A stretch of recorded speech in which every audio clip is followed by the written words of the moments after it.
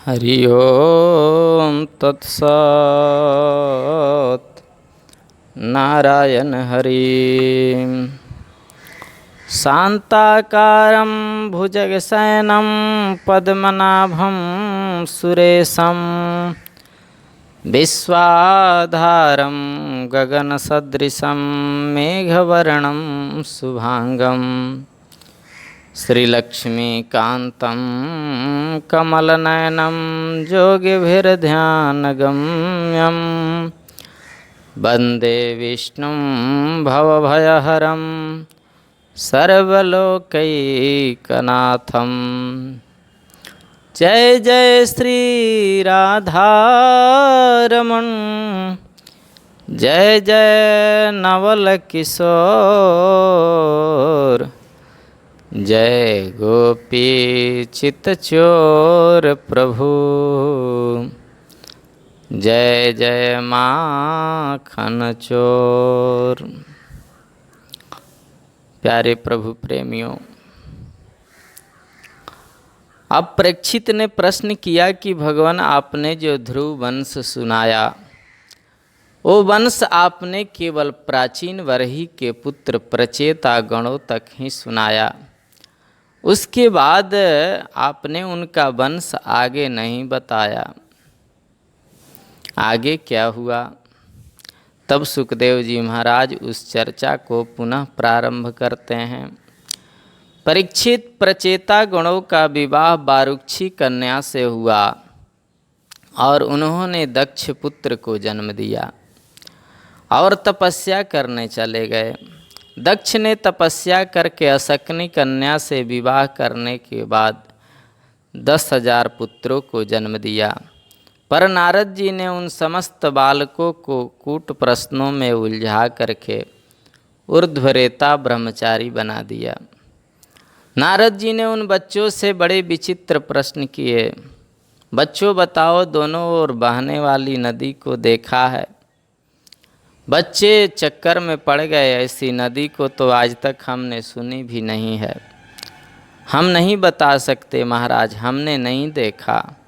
अच्छा तो बताओ, ऐसा कोई बिल देखा है जिसमें घुसने के बाद कोई निकलता ही नहीं है? बोले नहीं देखा महाराज। अच्छा तो विचित्र भाषा बोलने वाले हंस को देखा है? नहीं देखा महाराज। अच्छा तो पुंसचली के पति को जानते हो? नहीं जानते महाराज। नारद जी बोले तो कुछ नहीं कर सकते। अच्छा महाराज तो आप ही बताए दो। नारद जी बोले ऐसे थोड़े न बताएंगे, हमारे चेला बनो फिर बताएंगे। नारद जी ने सबको चेला बना दिया और समझा दिया। देखो बच्चों, दोनों ओर बहने वाली नदी का नाम है माया, जो सृजन भी कर रही है और संहार भी कर रही है। जिस बिल में जाने के बाद कोई नहीं निकलता, उसका नाम मोक्ष है। मोक्ष पदवी पाने के बाद कोई लौट कर थोड़े ही आता है। जद गत्वा न निवर्तन्ते। और विचित्र भाषा बोलने वाले का नाम है शास्त्र। शास्त्र कहते हैं और निकलता कुछ और है। पुंसचली के माया के पति हैं माधव। 5-5 वस्तुओं से निर्मित ये मनुष्य शरीर है। 5 महाभूत, 5 तन्मात्राएँ, 5 ज्ञानेन्द्रियाँ, 5 कर्मेंद्रियाँ, 5 महाप्रयाण, 5 पंचाद्भुतम गृहम। ये सब रहस्य बताने के बाद सबको विरक्त कर दिया। दक्ष को पता चला मेरे 10,000 बेटा सबके सब बाबा बैरागी बन गए और नारद जी की वजह से हुआ। तब तो नारद जी पर बड़ा क्रोध आया, पर अपना क्रोध पी कर रह गया। पर अब की बार दक्ष ने 1,000 बच्चों को जन्म दिया। नारद जी ने उनको भी कूट प्रश्नों में उलझा कर उनको भी महात्मा बना दिया। अब तो दक्ष का क्रोध पारा से ज़्यादा बढ़ गया और स्थिति ये आई कि सामने से ही नारद जी आ गए। फिर क्या था, हजारों गालियाँ सुना डाली। अहो असाध्व साधु नाम साधुलिंगे नजस्त्वया असाध्वकार मृम्भकाणाम भिक्षो मार्ग प्रदर्शित। अरे भिखमंगों का रास्ता दिखाने वाले पाखंडी नारद, तूने मेरे नन्हे नन्हे बच्चों को जो दुनिया भी नहीं देख पाए, तूने बाबा बिरागी बना दिया। जा मेरा साप है नारद, तस्मात् लोके सुते मूढ़ न भवेत भ्रमतः पदम। तेरा पैर एक जगह पर टिकेगा नहीं, तू ऐसे ही घूमता रहेगा जगत में।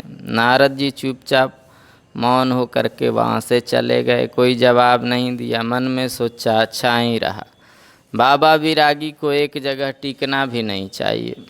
बहता पानी रमता जोगी अच्छा रहता है। नारद जी चुपचाप चले गए।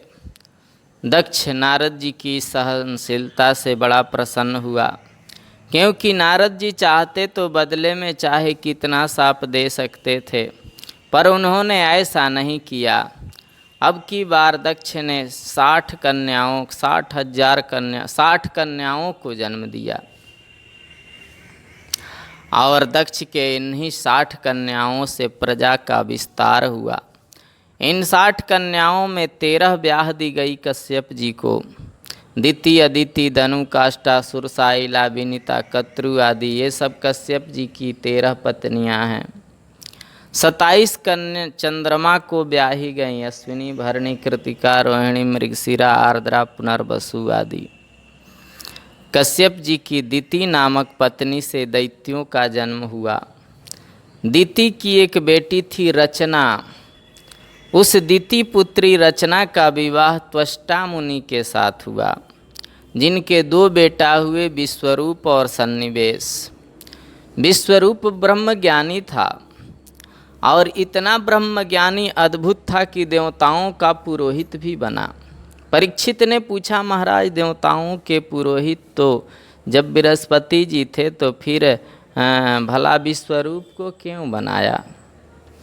बोले, राजन एक बार इंद्र अपने दरबार में नाच गाना सब देख रहे थे अप्सराओं का।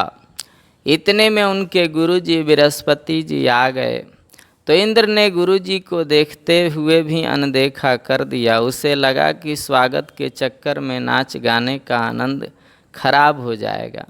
सो गुरुजी समझ गए, वाह चेला हमको देख के मुंह घुमा रहा है।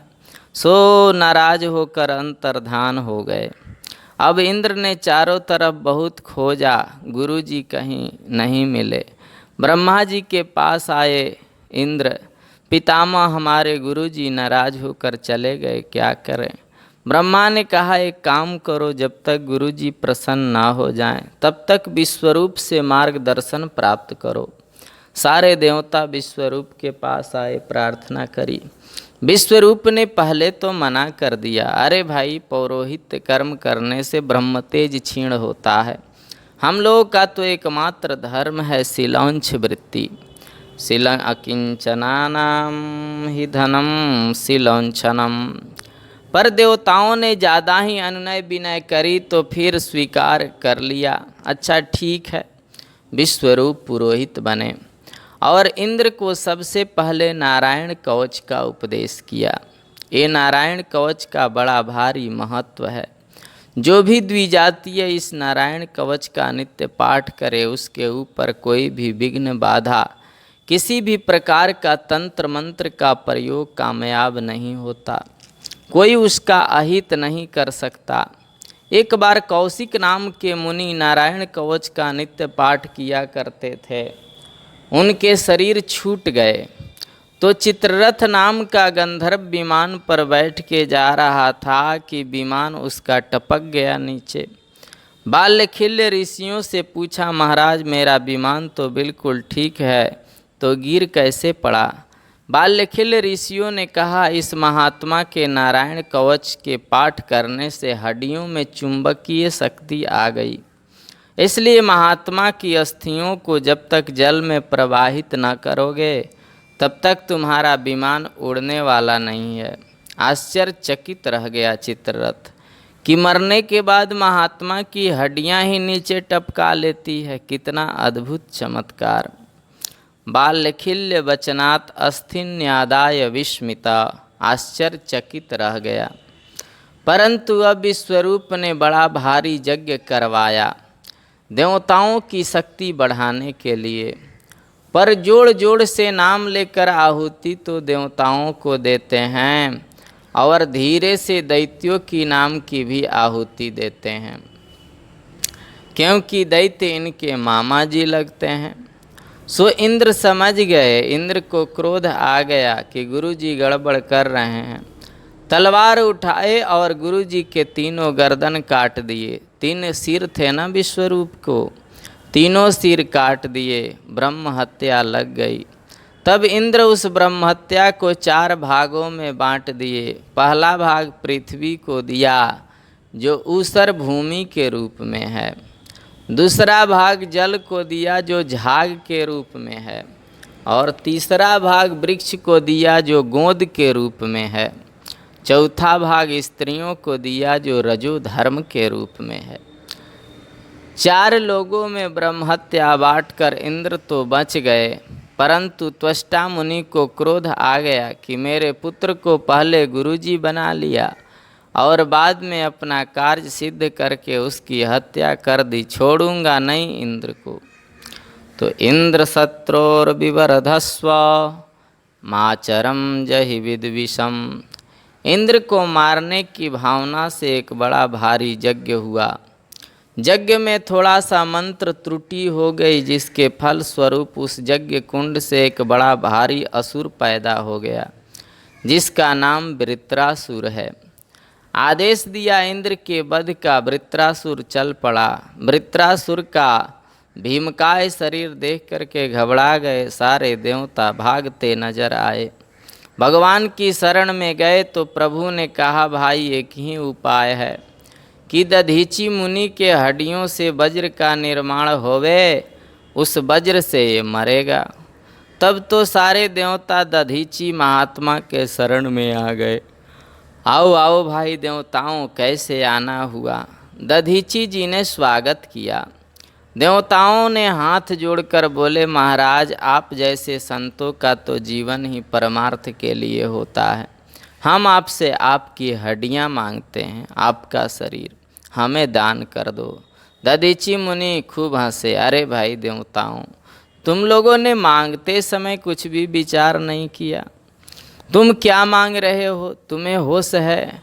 अरे सबसे अधिक प्रेम होता है तो अपने शरीर से।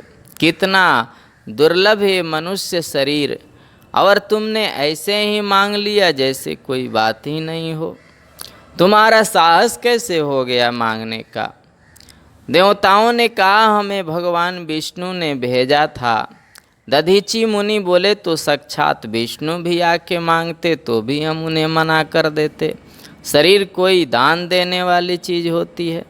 देवताओं ने कहा, भगवान यदि मांगने वाला देने वाले की पीड़ा पर ध्यान देगा तो मांगने की हिम्मत ही नहीं पड़ेगी, पर देने वाला भी मांगने वाले की परिस्थिति पर विचार करे तो मना भी नहीं करेगा।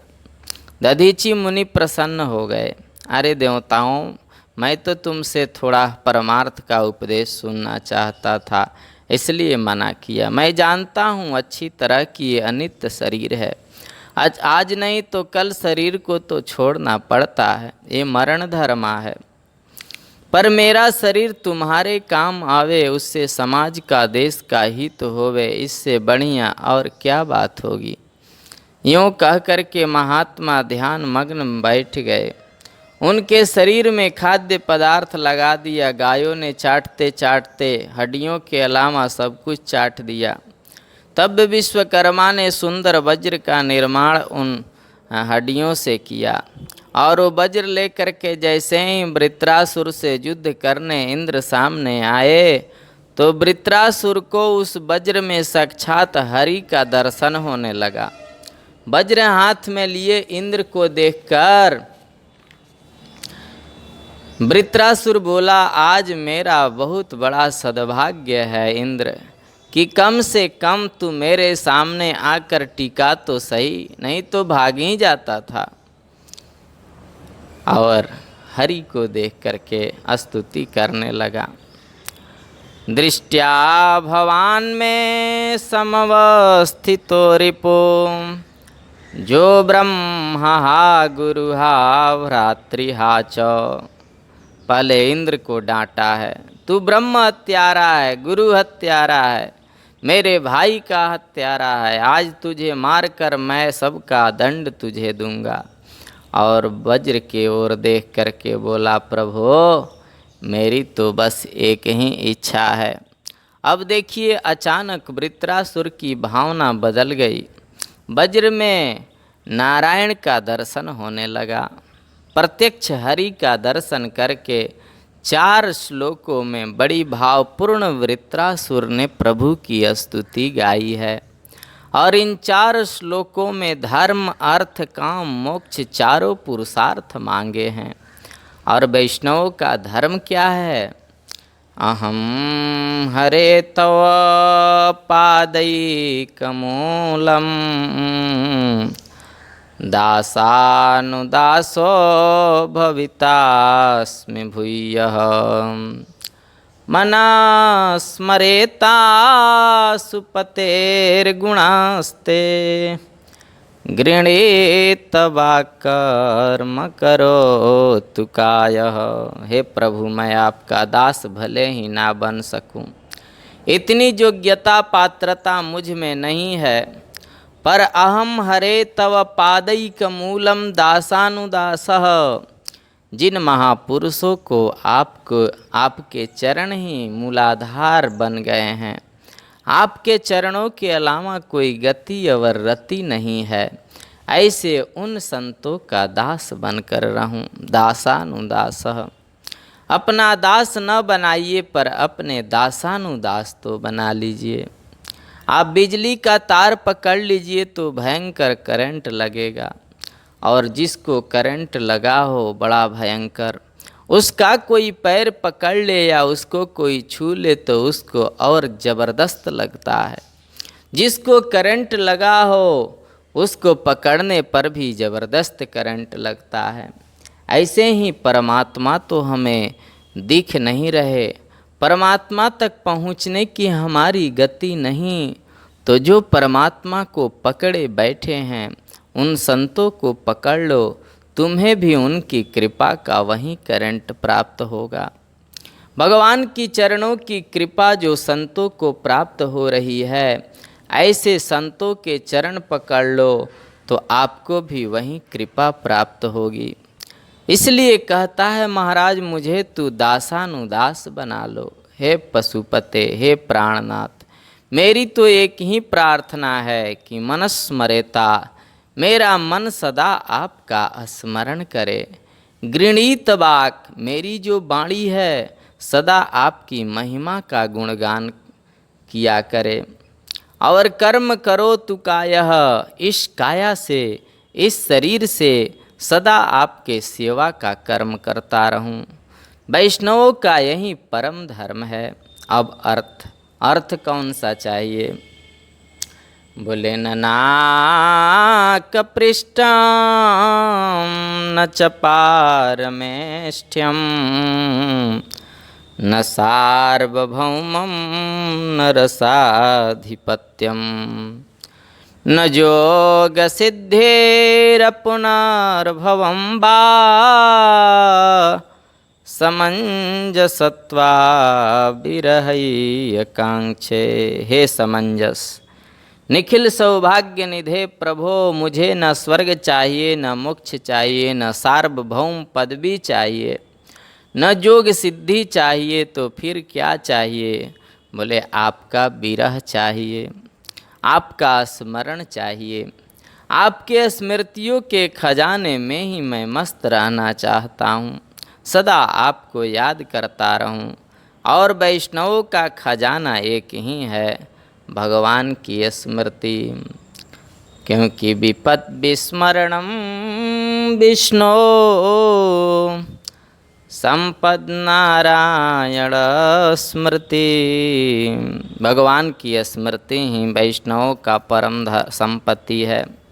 यही उनका अर्थ है काम, धर्म अर्थ काम।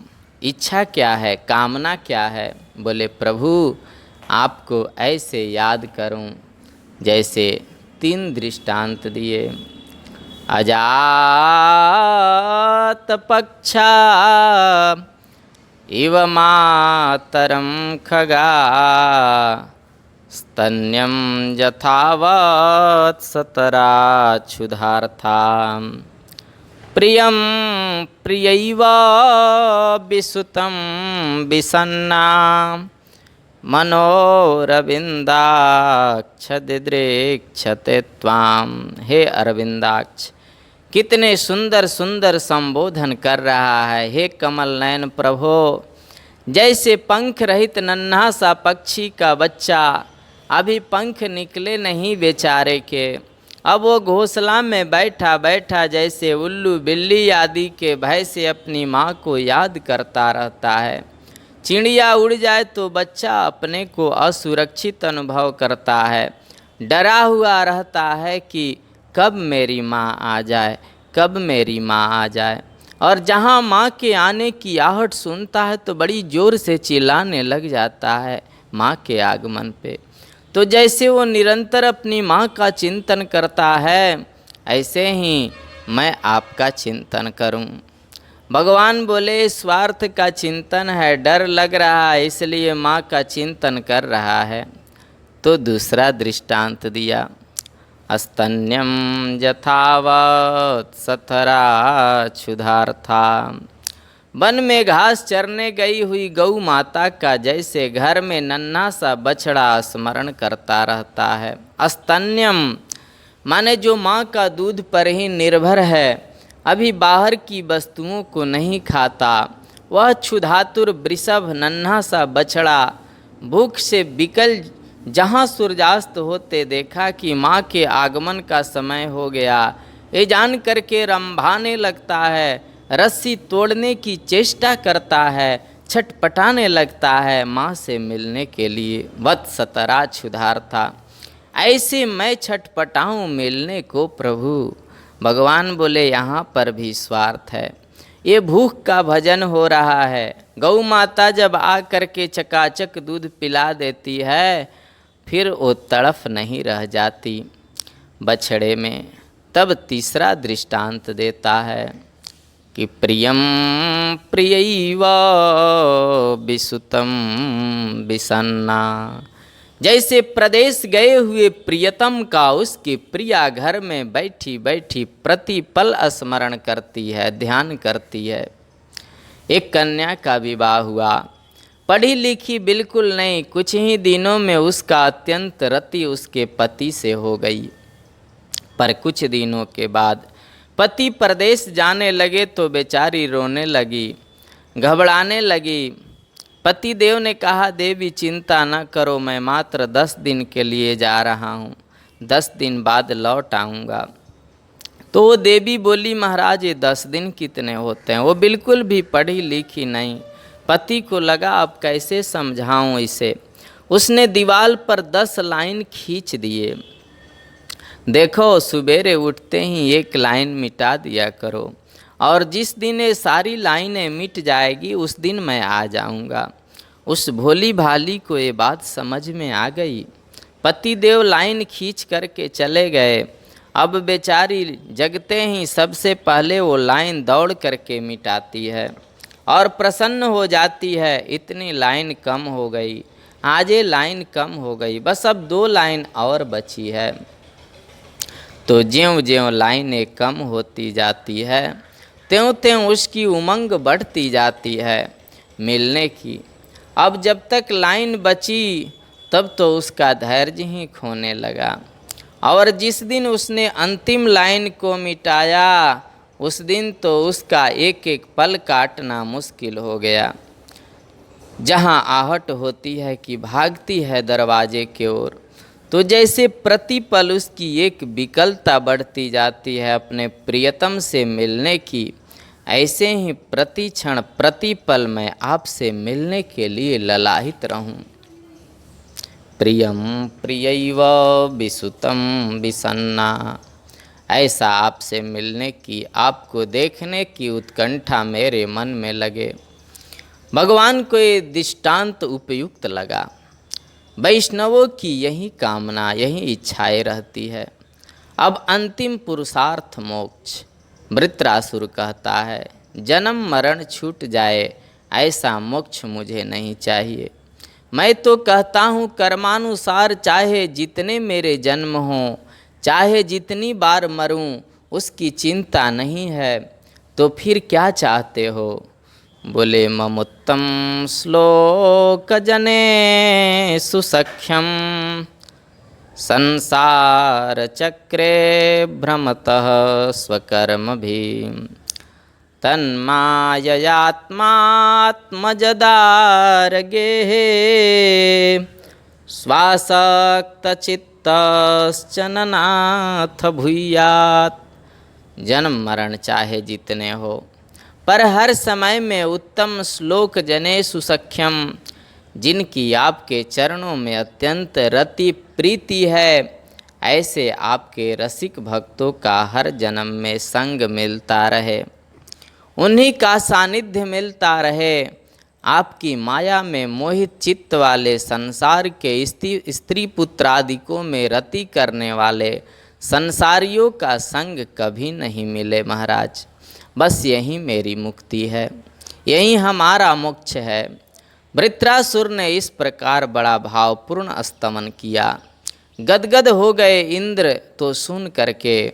अहो दानव सिद्धोसी जस्यते मतिरिदृषि। दानव राज, तुम तो सचमुच में धन्य हो जो रणभूमि में ऐसे पावन विचार हैं तुम्हारे। और अचानक वृत्रासुर का आसुरी भाव जागृत हो गया। भगवान अब लुप्त हो गए ना, अब नहीं दिख रहे हैं। इंद्र सावधान, मेरे प्रहार को स्वीकार करो। और इंद्र को सावधान करके घुमा करके एक मुक्का हाथी के माथे पर जड़ दिया। हाथी मूर्छित होके गिर पड़ा। इंद्र के हाथ का वज्र छूट पड़ा। अब इंद्र को वज्र उठाने में बड़ी शर्म लगे। वृत्रासुर खड़े होकर कहता, अरे इंद्र, चुपचाप वज्र उठा लो, क्योंकि इसके बिना मैं मरने वाला नहीं हूँ। ऐसी धर्मनिष्ठा देख करके इंद्र बड़े लज्जित हुए और अंत में वज्र उठा लिया। हाथी पर हाथ फेर कर स्वस्थ किया। पुनः सावधान हुए युद्ध के लिए। दोबारा प्रहार करने के लिए वृत्रासुर बढ़ा तो अपने वज्र से तुरंत वृत्रासुर का हाथ काट दिया। दूसरी भुजा का मुष्टिका प्रहार करने लगा तो दूसरी भुजा को भी काट डाला। अब तो दोनों हाथों से रहित बड़ा विकराल लगने लगा वो। अब किर बार वृत्रासुर मुंह फाड़ के बड़े वेग से दौड़ा और जब तक इंद्र कुछ कर पाते तब तक मुंह में धर के इंद्र को ही निगल लिया, गटक गया। देवताओं में हाहाकार मच गया। अरे तो इंद्र का ही नाश्ता कर गया। पर वृत्रासुर के पेट में इंद्र चूंकि वज्र हाथ में था, नारायण कवच का बल था, इसलिए मरे नहीं और पेट में जा कर के उसकी कुक्षी का भेदन करने लगे। उसका पेट फाड़ने लगे वज्र से। फाड़ते फाड़ते 1 साल के बाद पेट फाड़ कर बाहर निकल पाए, तब वृत्रासुर का अंत हुआ। बोलिए नारायण हरि। परीक्षित ने पूछा, भगवान आखिर के वृत्रासुर में जो भगवत भक्ति का संस्कार था, भगवान की इतनी दिव्य स्तुति जो रणभूमि में करी, ये संस्कार इसमें आया कहाँ से? सुखदेव जी कहते हैं, सुनो, ये वृत्रासुर पूर्व जन्म का चित्रकेतु नाम का राजा था। लाखों रानियां थी पर संतान एक भी नहीं थी। अंगिरा मुनि के बहुत आग्रह करने पर कृपामय फल दिया मुनिराज ने आशीर्वाद का। अब वो फल बड़ी रानी को खिला दिया तो उसे बेटा हो गया। अन्य रानियों को सौतिया डाह हो गया कि बड़ी रानी को बेटा हो गया तो महाराज तो हमारी ओर दृष्टि ही नहीं रखते। उन सब ने मिल कर के दासी के माध्यम से बड़ी रानी के पुत्र को विषपान करा दिया। बालक सोया और सोता ही रह गया। रानी को पता चला तो चित्कार करने लगी। राजा भी छाती पीट पीट कर रोने लगे। उसी क्षण देवर्षि नारद अंगिरा मुनि के संग प्रकट हो गए। अंगिरा जी ने कहा, राजन तुम क्यों रोते हो? मैंने पहले ही कहा था तुम्हारे भाग्य में पुत्र सुख नहीं है, तुम नहीं माने, अब रोना पड़ रहा है। राजा ने कहा मैं कुछ नहीं सुनने वाला, मुझे बेटा दो, मेरा बेटा स्वस्थ कर दो, नहीं तो मैं भी मर जाऊंगा। नारद जी बोले अंगिरा जी से तुम पीछे हटो, हम इन्हें समझाते हैं। बोले राजन क्या चाहिए? बोले हमें तो बेटा चाहिए। बोले तो ये रोना धोना बंद करो, हम अभी तुम्हारे बेटे को ठीक करते हैं। राजा तुरंत आंसू पोंछ करके बैठ गए और नारद जी ने मंत्र बल से तुरंत उस जीवात्मा का आह्वान किया जो मर के गया था। वो जीवात्मा प्रकट हो गया। नारद जी को बुलाते हैं। नारद जी बोले जीवात्मन पश्य भद्रम ते मातरम पितरम चते। अरे जीवात्मा देख तेरा कल्याण हो, ये तेरे माता पिता तेरे लिए कितने आंसू बहा रहे हैं, रो रहे हैं। अब तू इस कलेवर में प्रविष्ट हो करके शेष आयु का भोग करो और अपने माता पिता को सुखी करो। बेटा बेटा कह करके माता पिता छाती से लगाने के लिए दौड़ पड़े उस पुत्र के प्रति। पर बालक बोल पड़ा कि कस्मिन् जन्मनि मयि मह्यम मातरो पितरो भवान कर्मभिर्ब्रह्ममाणस्य देवतिर्जं नृजोनिषु। कृपा करके आप अपना परिचय तो दीजिए। चित्रकेतु बोला बेटा नहीं पहचाना, मैं तेरा बाप तेरा पिता। जीवात्मा बोला किस नंबर के? क्या मतलब तेरे कोई 10-20 माँ बाप हैं क्या? बोले 10-20 नहीं लाखों हैं। वो कैसे? बोले मैं तो अपने कर्मानुसार कितने शरीर ग्रहण कर चुका हूँ, स्वयं गिनती नहीं मालूम। कर्मभिर्ब्राह्ममाणस्य देवतिर्जं नृजोनिषु। कुकर सुकर की जोनी में भी गया, कुत्ता बिल्ली चूहा आदि भी बना, मानव भी बना, बड़े बड़े देवलोकों में भी गया, तो नीचे से ऊपर तक लाखों मैंने शरीर धारण किए हैं। और जब भी शरीर मिलता है तब भी उस शरीर का कोई न कोई माँ बाप मिलता है। इसलिए आप किस शरीर के माँ बाप, कौन से नंबर के हैं? नारद जी बोले राजन परिचय दो जल्दी। राजा ने कहा बस हो गया परिचय। हम रोते रोते आंख फोड़ बैठे और ये देखो हमसे परिचय पूछ रहा है, हमको पहचानता तक नहीं। अब मैं समझ गया ये सब नकली संबंध हैं, शरीर के साथ बनते हैं और शरीर के साथ छूट जाते हैं। अब तो मैं शाश्वत अपना संबंध प्राप्त करना चाहता हूँ, तो सचमुच का जो हमसे कभी अलग नहीं हो सकता वो नित्य संबंधी कौन है? तब नारद जी ने उपदेश दिया और चित्रकेतु ने संकर्षण भगवान की उपासना करी। अंत में विद्याधर लोक को प्राप्त कर लिया। विद्याधर बन कर के विमान में बैठ कर के विचरण करता हुआ एक बार कैलाश पर्वत पर पहुंच गया। वहाँ जाकर क्या देखा कि भोलेनाथ शंकर माता भवानी को अपने अंक में गोद में बिठा करके ब्रह्म ज्ञान का उपदेश कर रहे हैं संतों को। चित्रकेतु चक्कर में पड़ गया और सबके बीच में आकर के भगवान भोलेनाथ को उल्टा सीधा बोलने लग गया। ये धर्माचार बताते फिरते हैं, इनको शर्म भी नहीं आती, समाज में कैसे बैठा जाता है। ये श्लोक के गुरु साक्षात धर्मम वक्ता शरीरिणाम आस्ते मुख्य सभायाम वही मिथुनी भूय भारजया। तमाम अनर्गल प्रलाप करने लगा। भोलेनाथ तो हंस के रह गए, कुछ नहीं बोले, पर भवानी को बड़ा क्रोध आ गया। अरे मूर्ख, तू ये शिष्टाचार सिखाने हमको कहाँ से आ गया? हमारे ऊपर तूने पाप दृष्टि डाली है पापी, अतः पापी असी जोनिम आसुरी जय दुर्मते। इसलिए हे दुर्मति जा तू पापमती असुर हो जा। तब चरणों में गिर करके भवानी को प्रणाम किया। प्रतिगृहणापिते शापम। मातेश्वरी आपका शाप मुझे स्वीकार है, मैं इसलिए हाथ नहीं जोड़ रहा हूँ कि आप मुझे शाप मुक्त कर दीजिए। आपका शाप मुझे स्वीकार है, प्रार्थना इसलिए कर रहा हूँ कि आप जगन माता हो। आपको मेरे व्यवहार से कष्ट हुआ, इसके मुझे बड़ा कष्ट है। मैंने वही वाक्य कहा, वही बात कही जो प्राकृत दृष्टि से अनुचित थी, क्योंकि हम प्राकृत प्राणी हैं। मुझे जो अनुचित लगा वो मैंने कह दिया, पर मेरी वाणी से आपको कष्ट पहुंचा, इसलिए क्षमा चाहता हूँ।